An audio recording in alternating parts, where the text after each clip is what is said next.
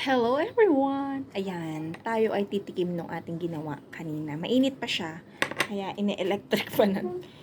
May electric fan, so namigyan na tayo kay nanay.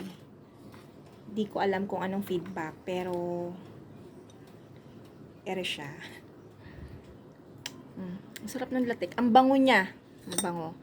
So, eto sa Nueva Ecija, mahilig gumawa ng kakanin and lagi ako nagpapabili sa aking sister ng kakanin. So, ang isang slice, pagka ganito, actually, hindi ko to pwedeng ibenta ng basta-basta dahil nga homemade, ano ba, lahat naman ay homemade, diba? So, ang ibig ko sabihin, hindi ko siya tinipid. So, yun. Pag kasi gusto mong kumain ng special, hindi mo siya titipirin. Pero, at the same time, pag gusto mong magkaroon ng pambenta, dapat calculated mo yung mga ingredients mo. So that, maibenta mo siya ng pangmasa.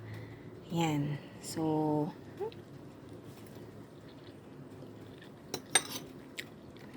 marunong na ako.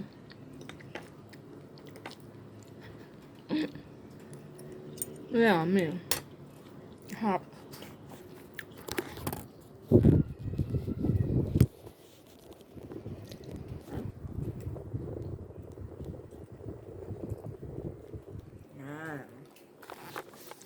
Sorry guys, yung gustong kumain, pumunta na lang kayo dito sa bahay.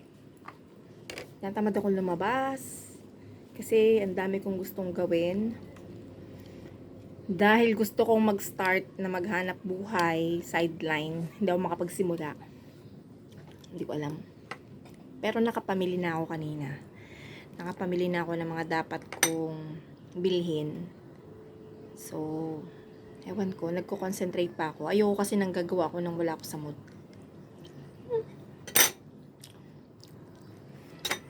Sarap to sa may kape. Sarap yung latik niya. So, yung latik. Yung latik niya, ano lang, madali lang siyang gawin. Pero siguro, masarap din to kapag yung sinunog mo yung, may dahon sa ibabaw, tapos lalagyan mo ng uling. Yun.